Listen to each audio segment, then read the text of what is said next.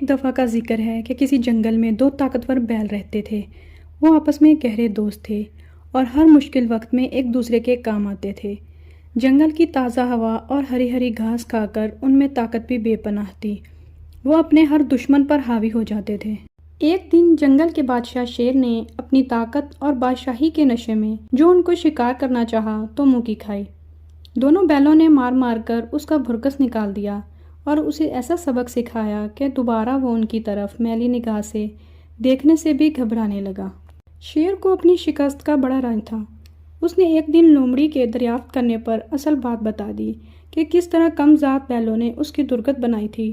لومڑی کی چالاکی تو مشہور ہے۔ اس نے بیلوں سے شیر کا بدلہ لینے کی ٹھان لی۔ وہ ہر طرف سینہ تان کر چلتے اور جنگل کے کسی جانور کو خاطر میں نہ لاتے۔ ایک دن لومڑی دونوں بیلوں میں سے ایک کے پاس گئی اور کہنے لگی، تم کتنے طاقتور اور خوبصورت ہو۔ یہ تو تم ہی تھے جس نے شیر کو مار مار کر بھگا دیا، ورنہ تمہارا دوسرا ساتھی تو صرف اپنا بچاؤ ہی کرتا رہا۔ دوسرے دن لومڑی نے اسی طرح کی باتیں دوسرے بیل سے بھی کیں۔